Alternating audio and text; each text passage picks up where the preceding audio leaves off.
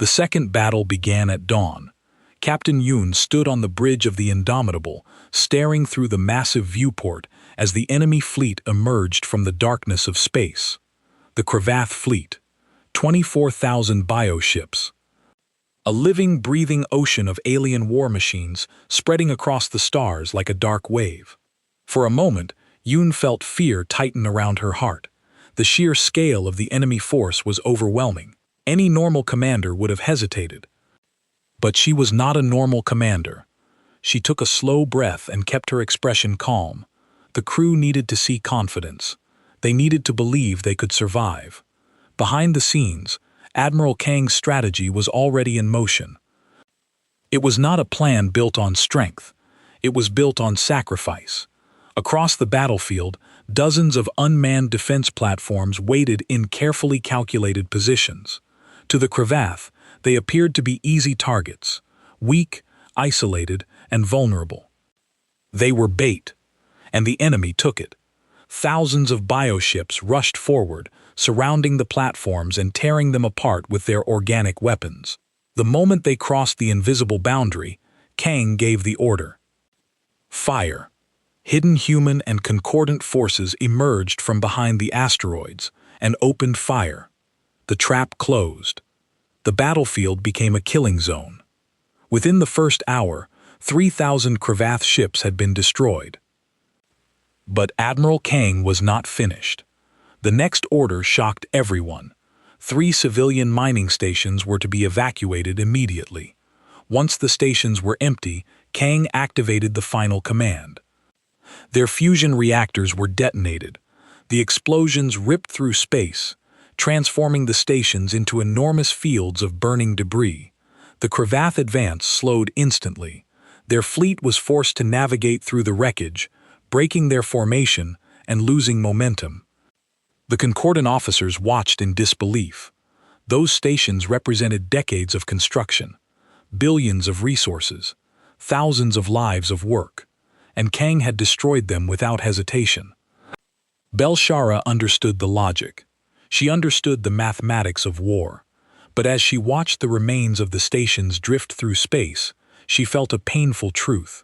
Sometimes survival required making impossible choices. And that did not make them any easier. This was not how civilized beings fought. Something unexpected began to happen. Concorded forces started adapting human tactics. A Valeran destroyer captain named Realcon watched human ships use damaged Cravath vessels as cover. He tried the same approach. It worked. His ship survived while 3 others in his squadron were destroyed. Other Concorded captains noticed. They began to copy human maneuvers, moving aggressively instead of defensively, using wreckage for ambushes, accepting calculated risks to achieve better positions. They were learning to fight like humans. Valara watched this evolution from her flagship. Her officers were changing, learning to embrace controlled aggression, learning to accept losses as necessary costs. It disturbed her deeply, but she could not deny the results. The Concorded fleet was inflicting casualties at rates never before achieved. She opened a channel to Admiral Kang. Her voice was quiet and troubled. "You are changing us." Kang's response was practical and blunt. "You will change back when the war is over. Right now, you need to survive." Felchara hoped he was right. She hoped her people could return to who they were before. Captain Yoon led a strike force toward the heart of the Cravath formation. Intelligence suggested there was a massive command nexus somewhere in the center of the swarm. Destroy it, and the entire fleet would fall apart. 23 ships followed her into hell. The Cravath defenses were overwhelming. Yun's ships took heavy fire from all directions. One by one, vessels were destroyed. Captains she had known for years died in bright explosions. But the survivors kept pushing forward. They had a mission. They would complete it or die trying. Only 7 ships reached the Nexus. The Indomitable was heavily damaged. Life support was failing on multiple decks. The medical bay was overwhelmed with wounded. Engineering crews worked desperately to keep the ship functional, but Yoon refused to withdraw. They were so close. Lieutenant Commander Choi prepared his Marines for the final assault.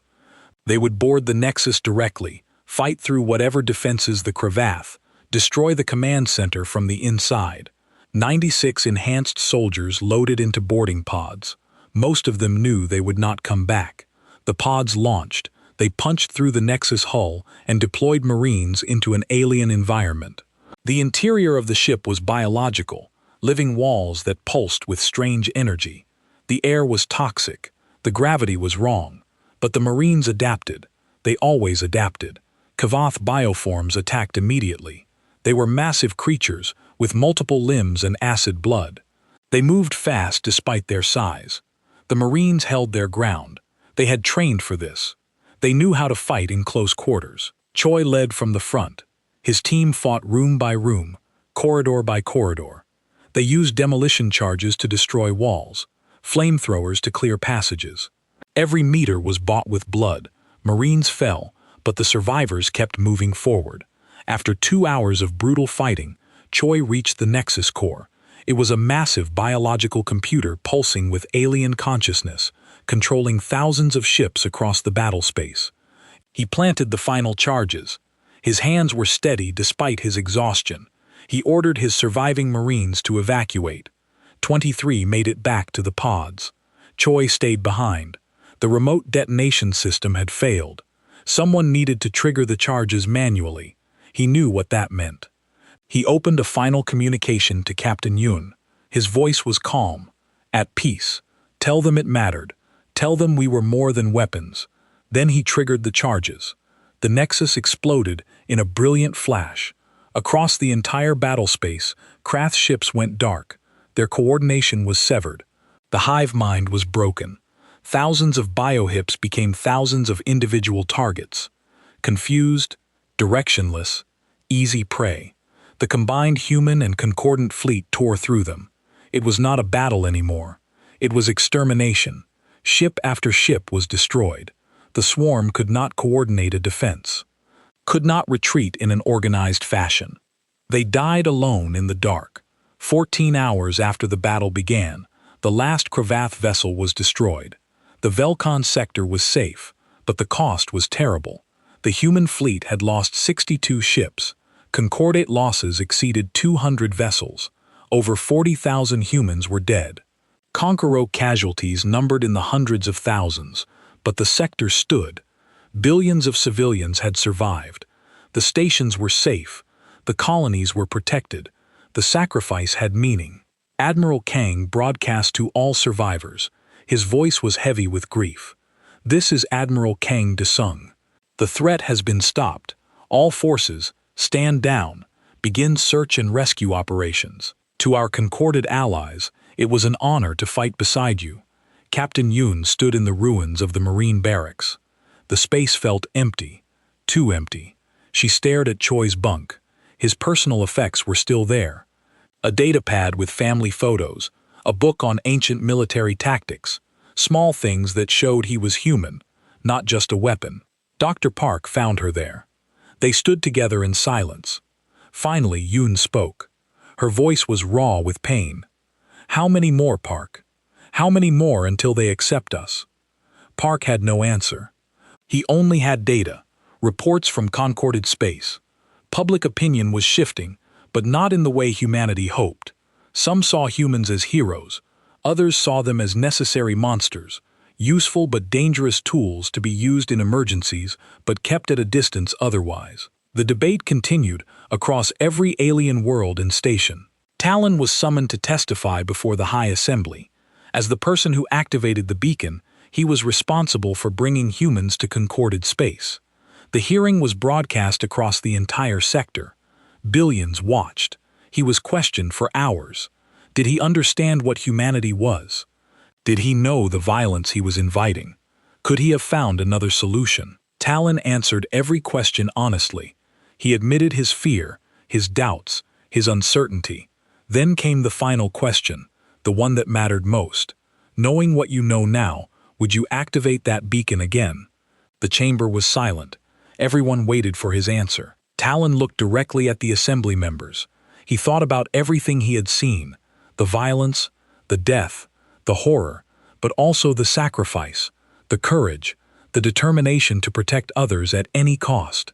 He gave his answer clearly. I watched Lieutenant Commander Cho Bong-ho die to save my people. I have walked the corridors of human ships and seen their wounded. I have spoken with their leaders. Yes, they terrify me. Their capacity for violence is beyond our understanding, but I have also seen their capacity for sacrifice. They came when no one else would. They fought when we could not. So yes, I would activate that beacon again, and I would hope they would answer. The testimony went viral. It was shared across every communication network. People watched it again and again. Slowly, opinions began to change. Not everywhere, not everyone, but enough. Enough to matter. The High Assembly announced its decision. Humanity would be offered associate membership in the Concorded. Not full membership, but a beginning. They could trade, establish embassies, maintain a military presence. It was a compromise that satisfied no one, but it was something. Admiral Kang accepted the decision with diplomatic grace. In private, he told his officers the truth. We proved we are not monsters. That is enough for now. The rest will come with time. They all hoped he was right. A memorial service was held for all the fallen. Human and Concorded crews stood together. They mourned their dead as brothers and sisters in arms. It was an imperfect beginning, but it was a beginning, and sometimes that was all you could ask for. The Concorded High Assembly met on Thelis Prime. The massive chamber was filled with representatives from 200 species. For the first time in 3 centuries, they could not agree. The debate was loud and angry. Representative Casserel from the Valoran Unity stood and spoke with passion. The humans had saved billions of lives. They had fought when no one else could. They deserved immediate full membership in the Concordant. They deserved military alliance status. They deserved respect. Representative Thandor from the Scientific Collective disagreed strongly. The humans were too dangerous. Their capacity for violence was beyond anything the Concorded had ever seen. They were incompatible with Concorded values. They would corrupt the peaceful nature of their civilization. The debate revealed something important. The Concordant was deeply divided. Some species believed humanity had saved them from extinction. Others believed they had invited a predator into their home. The arguments continued for hours with no resolution. On the Indomitable, Captain Yun walked through the medical bay. Her wounded crew was recovering slowly. 87 people had died on her ship alone. She stopped at the bed of Ensign Hanbora. The young woman had lost both legs when her console exploded. She was sedated. Her future was uncertain. Yun felt the weight of every decision she had made, every order she had given, every life lost under her command. Dr. Park found her standing there in silence. They talked quietly about the Concorded's reaction. Park shared intelligence he had gathered. Many Concorded species had never experienced total war. Their conflicts were limited, almost ritualized. They could not understand what humans considered normal military operations. To them, humans did not fight wars. Humans waged extinction events. Yun's response was bitter. We came to help. We saved millions of lives, and they fear us for it. Park had no good answer. They both knew the situation was complicated. Talon received permission to visit the Indomitable. It was the first time a Concorded scientist had been allowed on a human warship. Everything about it disturbed him. The ship was designed for survival. Critical systems were separated and armored. Everything had backups. The crew quarters were small and simple. The entire vessel felt like a weapon designed by people who expected disaster at any moment. Talon interviewed crew members. He learned about Earth's history, the wars that killed billions, the environmental disasters that nearly destroyed their civilization, the diseases that wiped out entire populations. He realized something important. Humanity's entire civilization was built on survival. Every human on this ship was descended from people who survived countless disasters. They were shaped by their world, made into what they were by necessity, not choice. Lieutenant Commander Choi gave Talon a tour of the Marine barracks. Talon watched the enhanced soldiers train. Their bodies were modified to survive in environments that would kill any Concorded species instantly. They were faster, stronger, and more resilient than normal humans. Choi explained the Vanguard program with cold, clinical precision. Talon realized these soldiers were not normal people anymore. They were living weapons created because humanity needed them to survive. It was horrifying and sad at the same time. Then the long-range sensors detected something terrible. A new Cravath fleet was emerging from dark space.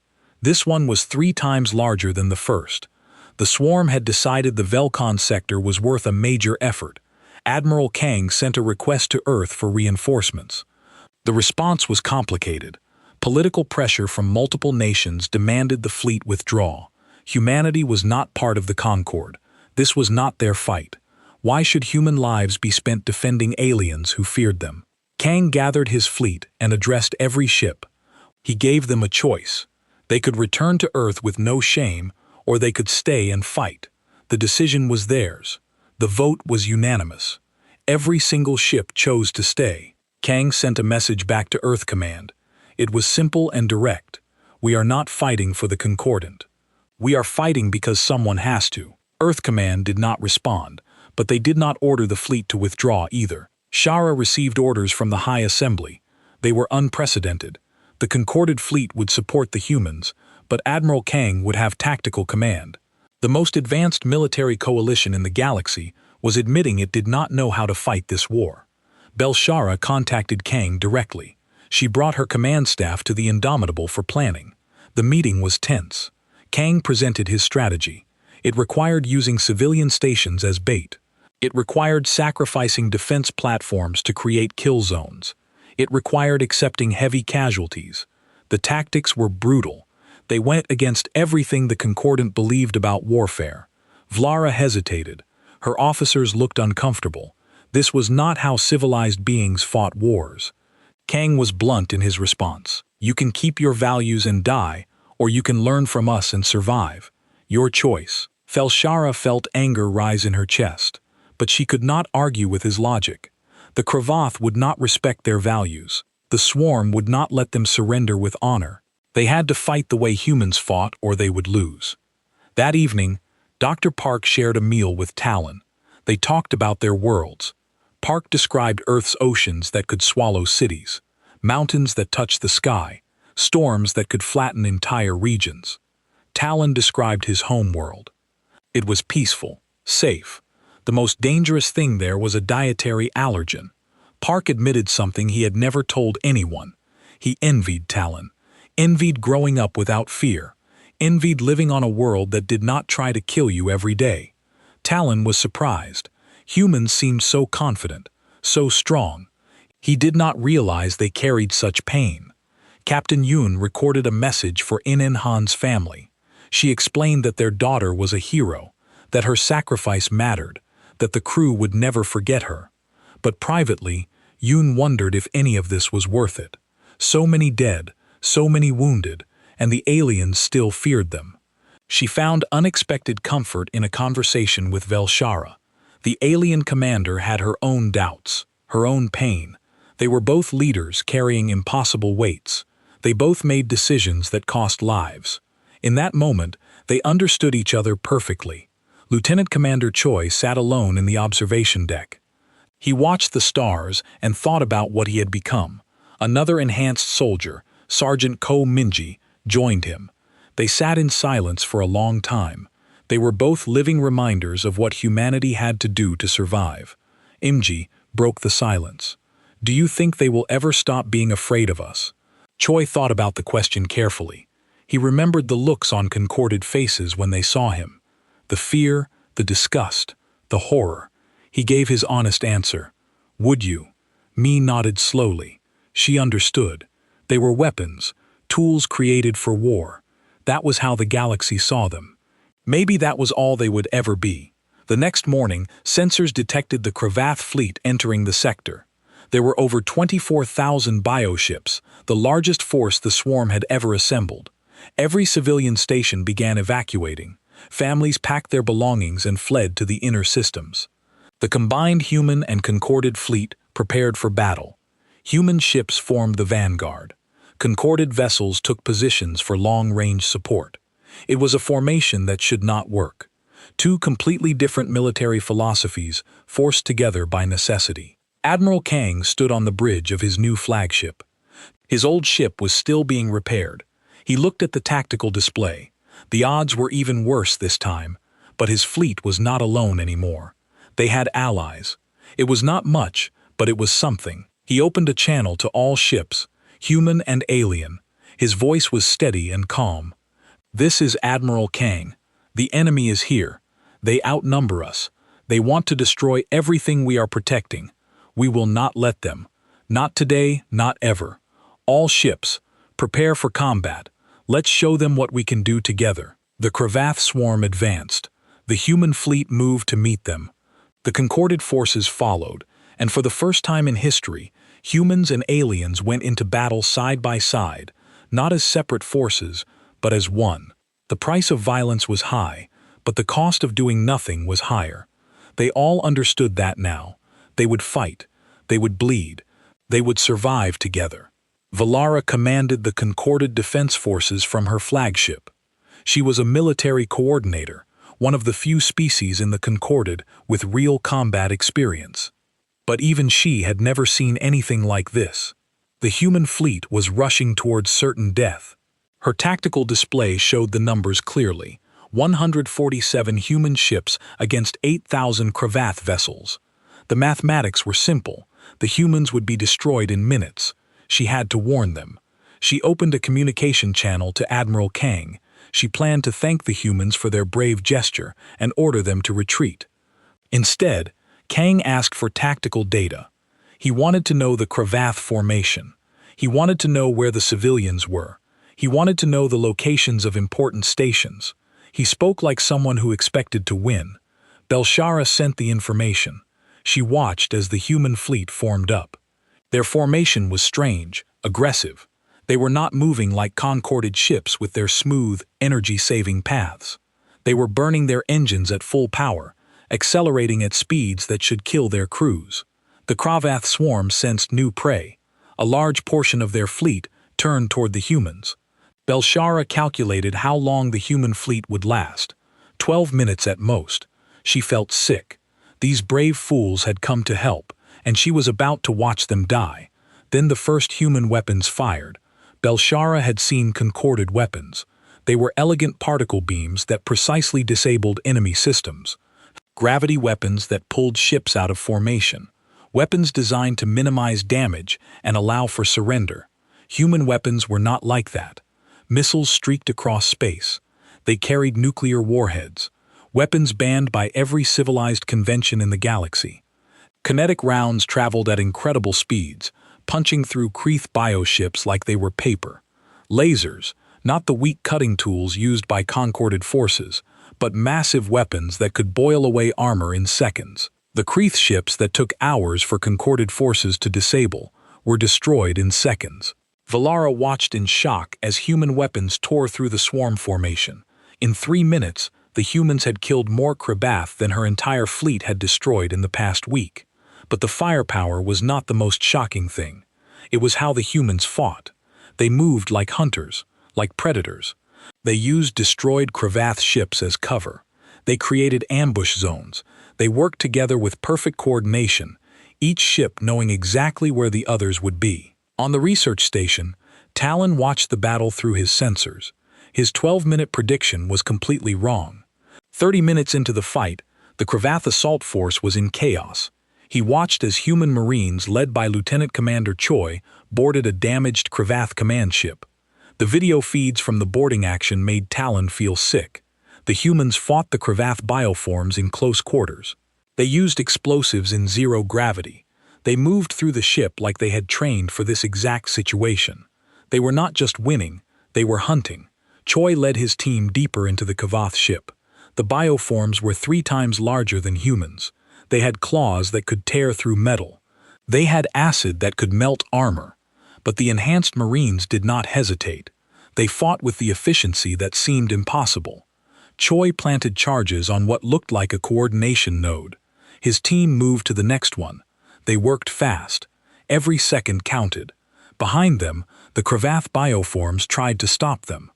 The Marines held them back with steady fire and tactical positioning. On the Indomitable, Captain Yun watched the tactical display. She saw a small group of Cravath ships trying to flank the human formation. Before she could give orders, a message came from the research station. It was Talon. He had detected the flanking movement and was sending her the exact coordinates. It was the first real cooperation between humans and the Concord. Yoon sent 3 destroyers to intercept. The Cravath scouts never had a chance.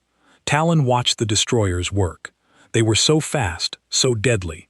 He felt grateful and terrified at the same time. Dr. Park sat in his station on the Indomitable. He was monitoring alien communication frequencies. He could hear the voices of concorded officers across the sector. He heard their fear. Not fear of the Cravath, fear of the humans. One transmission cut through everything else. It was Velshara speaking to her superiors. Her voice shook as she spoke. These are not saviors. These are apex predators that happen to be on our side. I do not know which terrifies me more, the swarm or our rescuers. Park felt his heart sink. He had spent his whole life dreaming of this moment. First contact. Humanity meeting the wider galaxy. He imagined friendship, understanding, peace. Instead, the aliens saw humans as weapons, as monsters. Admiral Kang saw the same problem. The humans were winning the battle, but they might be losing something more important, the respect of the species they came to save. He made a decision. He would end this battle as quickly as possible. He studied the Cravath formation. The swarm operated as a hive mind. They needed coordination nodes to work together. Destroy the nodes, and the swarm would fall apart. But the nodes were deep inside the Cravath formation, protected by thousands of ships. Kang ordered a risky move. He would send fast attack corvettes straight into the heart of the swarm. Their mission was to find and destroy the coordination nodes. It was a suicide mission. Everyone knew it. But when Kang asked for volunteers, every corvette captain raised their hand. Commander Lee Namgil led the corvette squadron. 12 small ships against thousands of Cravath vessels. They accelerated to maximum speed and dove into the swarm. Their shields flickered and died under the constant fire.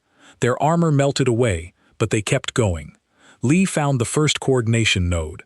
It was a massive bioship, 3 times larger than his corvette. He fired every weapon he had and rammed his ship directly into it. The node exploded. Lee died instantly. The other corvettes found 2 more nodes. They destroyed both, but only 3 corvettes made it back. The sacrifice was not in vain. Without their coordination nodes, the Cravath formation collapsed into chaos. The swarm became thousands of individual ships with no plan, no coordination, no direction. Kang ordered the full fleet to advance. The human ships tore through the confused Cravath forces. It was not a battle anymore. It was an execution. Velshara watched and felt cold. This was what humans did. This was how they fought, with total, overwhelming violence. 6 hours after the first shot was fired, the Cravath assault force was destroyed. Every single one of the 8,000 bioships was dead. The human fleet had lost 23 ships. Over 4,000 humans were dead, but the Velcan sector was safe. Admiral Kang opened a communication channel to all concorded stations. He offered medical help. He offered supplies. He offered anything the aliens needed. The response was silence. The concorded species did not know what to say. They did not know how to process what they had just seen. Finally, Velshara responded. Her voice was strained and careful. She accepted the offer of help, but she asked the human ships to stay where they were. The concorded leadership needed time to decide how to respond to all of this. On the research station, Talon made a decision. He had activated the beacon that brought the humans. By concordant law, that made him responsible for everything that happened next. He requested permission to talk directly with the human fleet. Permission was granted, but reluctantly. His first conversation was with Dr. Park. They were both scientists, both curious about the universe, but they came from such different worlds. Talon looked at the human on his screen. Park looked tired and sad. Talon asked the question that scared him most. What kind of world creates beings like you? Park was quiet for a moment. Then he answered with simple, terrible honesty. One that does not forgive weakness. Talaran understood. Then the humans had not chosen to be violent. They had been forced to be violent. They came from a world so dangerous that only the strong survived. They had evolved to fight, because anything else meant death. The conversation ended. Talaran sat alone in his station. Outside, the human fleet waited. They had saved his people. Billions of lives were safe because of them. But everyone was afraid of them. It was not fair. It was not right. But Talaran could not change how people felt. He could only hope that someday the galaxy would see what he was starting to understand. The humans were not monsters. They were survivors. And maybe that made all the difference. The research station floated in the dark silence of space. Talon stood at his console, watching numbers scroll across the screen. For 3 years, he had studied the stars from this station. Every day was the same. Until today. The gravity sensor showed something impossible. Talon checked them twice, then 3 times. The readings were clear. Something massive was coming out of dark space. Something that should not exist. He called his supervisor. Within minutes, every scientist on the station crowded around his screen. They watched in silence as thousands of ships appeared on their sensors. The vessels were unlike anything in their databases. They were biological living ships that moved like insects in a swarm. Talon felt his hands shake. He knew what these were. Everyone in the galaxy knew the stories. The Cravath swarm. They consumed entire worlds. They turned civilizations into empty dust. And now they were here in the Velkan sector. The station sent out emergency signals. Help would not arrive in time. The nearest defense fleet was weeks away. Talon did the math in his head. The Cravath had enough ships to destroy every station, every colony, every living being in the sector. His people would die. Billions would die. His supervisor made a difficult choice. She activated the ancient emergency beacon. It was old technology from a time when the galaxy was more dangerous. The beacon would send a distress call to every intelligent species in range, even the dangerous ones. Even the species they tried to avoid. Even the humans. Talaran had studied humans in school. His teachers called them myths. Dangerous myths. They said humans came from a death world, a planet so hostile that survival was almost impossible. They said humans were violent, unpredictable, and too dangerous to contact. The Galactic Concordat had decided long ago to keep them isolated, but the beacon was active now. The signal traveled through space at faster than light speeds. Somewhere on a distant world called Earth, humans would receive the message. Would they answer? Would they even care? On Earth, Admiral Kang Des sat in a meeting room deep underground. Around him, leaders from every nation argued. The beacon signal had arrived 30 minutes ago. They all saw the same data. An entire sector of alien civilizations was about to be destroyed. Kang was old enough to remember the unification wars. He had fought in battles that killed millions. He had made decisions that still haunted his dreams. He looked at the holographic display showing the alien sector. So many lives so far away. A politician spoke up. Why should Earth care? These aliens had never contacted humanity. They kept humans isolated like dangerous animals. Let them solve their own problems. Another voice disagreed. This was humanity's chance. A chance to show the galaxy what humans really were. Not monsters, not savages, protectors. The debate lasted 47 minutes. Then the vote was called. The decision was made. Earth would send help. Kang stood and walked to the communication center. He sent orders to the 3rd Expeditionary Force. Captain Yoon Hien received them on her flagship, the Indomitable. She had been waiting for this moment her entire life. Yoon gathered her crew. The faces looking back at her were young, determined, and scared. She could see the fear in their eyes. They all knew what they were about to do. They were going to fly into unknown space. They were going to fight an enemy they had never seen. They might not come back. She spoke clearly and calmly. She told them the truth. The concorded species thought humans were dangerous. They thought humans were too violent to join their peaceful civilization. Today, humanity would show them what that violence could protect. Today, humanity would answer a cry for help, not because they asked for permission, not because they wanted praise, because it was right. The crew cheered. Yoon felt pride swell in her chest. These were her people. Born on a world that tried to kill them every day. Shaped by ice ages and plagues and wars. Survivors, fighters, protectors. Dr. Park Ji-won sat in his laboratory on the Indomitable. Around him were files on every known alien species. He had spent 20 years studying them. He dreamed of the day humans would meet them. He imagined conversations, friendships, shared knowledge. Now that day was here, and it would begin with war. He studied the Cravath data. The swarm was a hive mind. Individual ships were not intelligent. They followed commands from central nodes. Kill the nodes, and the swarm would fall apart. It sounded simple. It would not be simple. He also studied the concorded species. They were peaceful. They had evolved on safe worlds with plenty of food and water. They had never needed to develop weapons like humans. Their wars were small, limited, almost polite. They would not understand what humans were about to do. Lieutenant Commander Choi Byung-ho prepared his Marines. They were enhanced soldiers, their bodies modified with genetic changes and mechanical implants.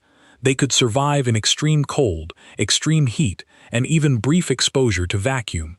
They were faster and stronger than normal humans. They were designed to win. Choi looked at his reflection in a mirror. He barely recognized himself. The enhancements had changed him, made him something more than human. Sometimes he wondered if he was still human at all. Then he remembered why he volunteered for this: to protect those who could not protect themselves. The fleet prepared to leave.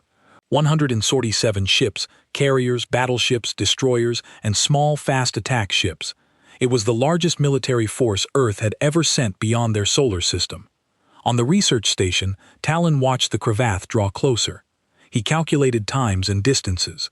The station had maybe 36 hours before the swarm arrived. After that, everyone here would die. He recorded messages for his family, goodbye messages, final words. Then his sensors detected something new. Ships were coming through a relay gate, a gate that should not be active, a gate that led to human space. Talron stared at the readings. It was impossible. The humans could not have arrived so fast, but they had. The human fleet dropped out of faster-than-light travel at the edge of the Velcon sector. Before them was a sea of stars, peaceful stations, colonies full of families, and beyond them, the writhing darkness of the Cravath swarm. Admiral Kang sat in his command chair. He looked at the tactical display, his fleet against thousands of enemy ships. The odds were terrible. His officers knew it. His crew knew it, but no one said anything. They had come to fight. Kang opened a communication channel. He broadcast on all concorded frequencies. His voice was calm and clear. He spoke in perfect galactic standard, the common language of the concorded. "This is Admiral Kang Des of the United Earth Fleet. We received your distress call. We are here to help. Get your civilians to safety. We will handle the rest." On the research station, Talon heard those words. He felt something he had not felt in days: hope. The humans had come. The Deathers had answered. He did not know if they would win, but at least his people would not die alone. The human fleet began to move forward. Captain Yoon gave orders on the Indomitable. Weapons powered up, shields activated. Marines moved to their boarding pods. Engineers checked every system twice. The Cravath swarm detected the new arrivals. Thousands of biohips changed course. They moved toward the human fleet like a dark wave. They had consumed hundreds of civilizations. They had destroyed thousands of worlds. They did not fear these newcomers. They should have. 6 months passed. The Velcon sector was rebuilt. Human engineers worked alongside concorded architects. New stations rose where old ones had been destroyed. Defense platforms watched the borders. Life slowly returned to normal. Earth established its first permanent embassy on Thelis Prime. Ambassador Kim Soo-jin represented humanity's interests.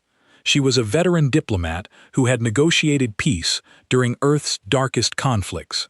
Now she faced a different challenge: making humanity acceptable to species who feared them. The cooperation was productive, but uncomfortable.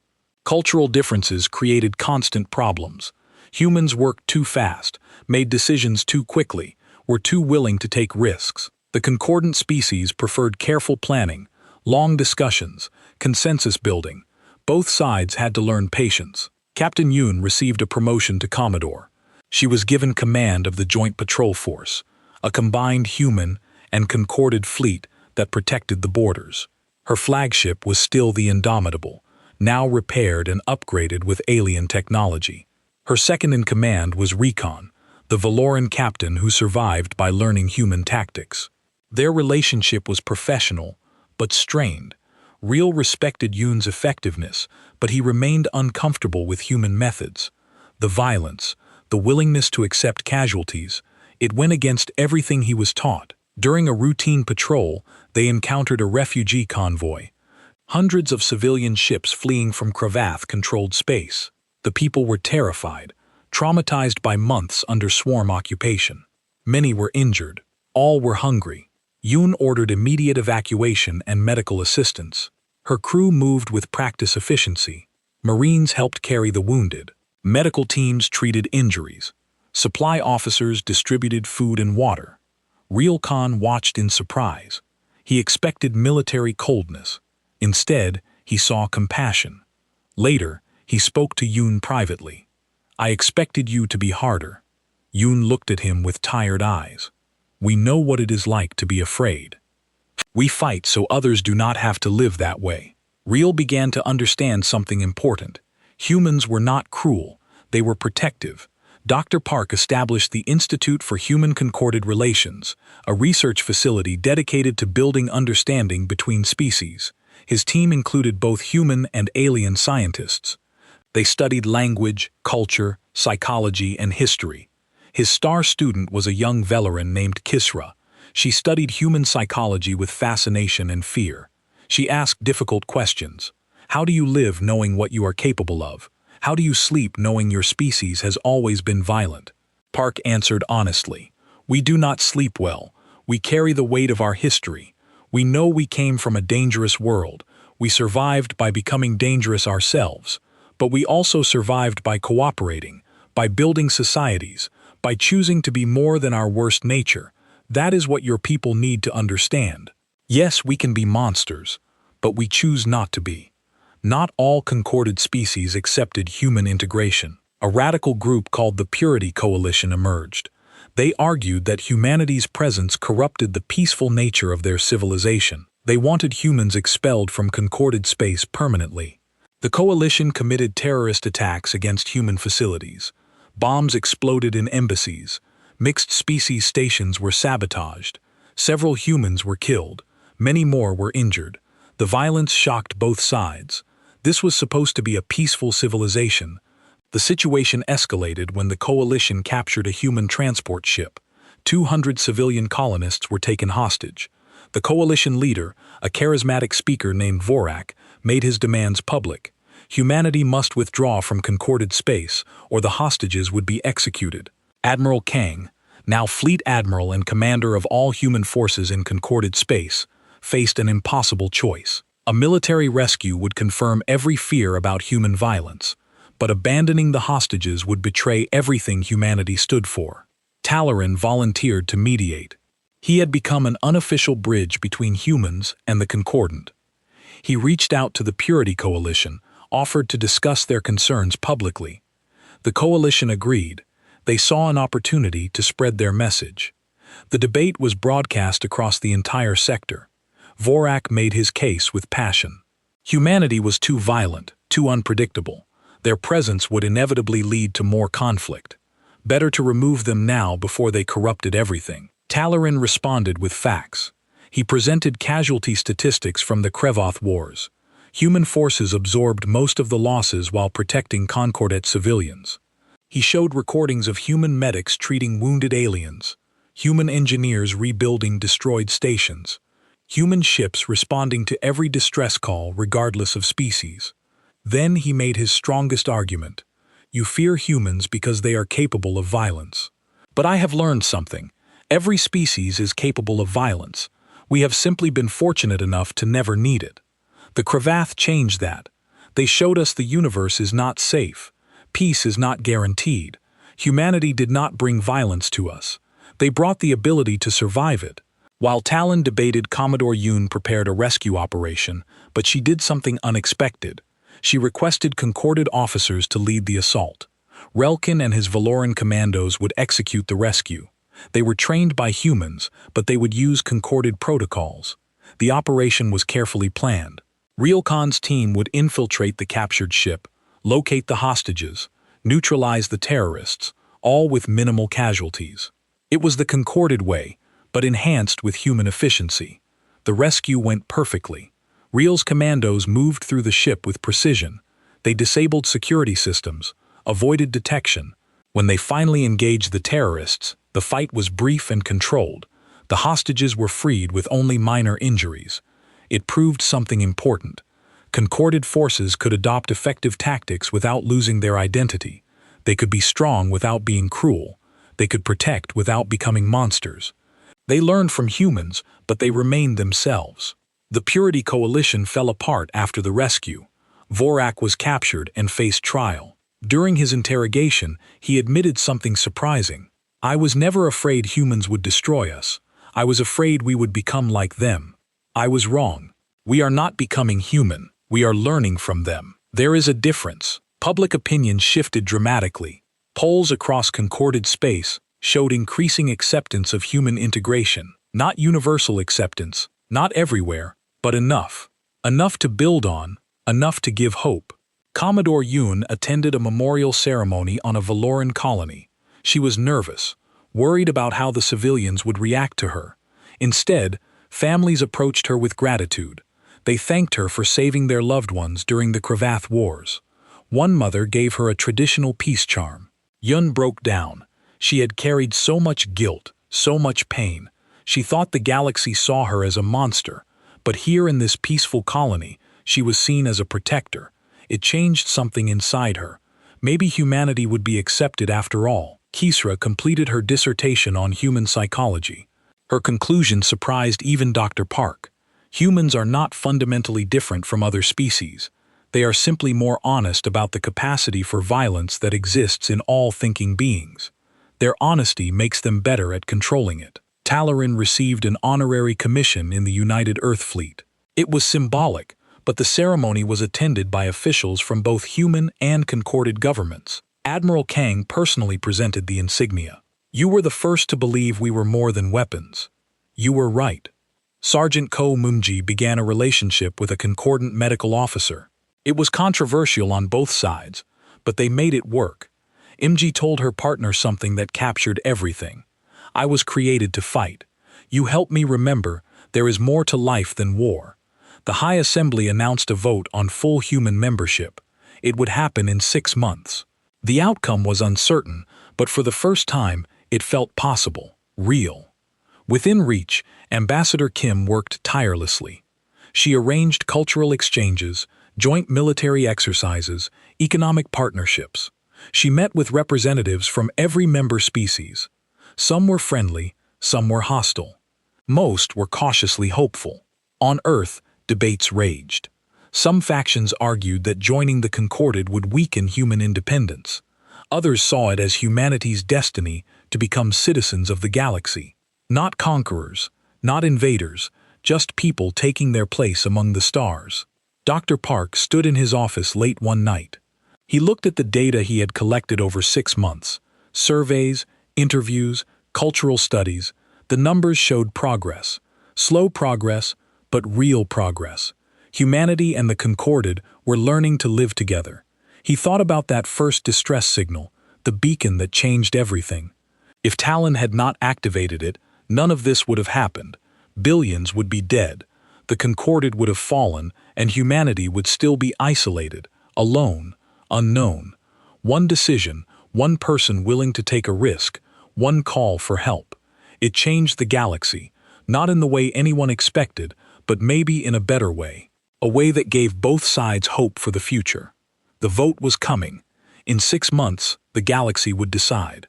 Would humanity be accepted as full members? Would they finally have a place among the stars?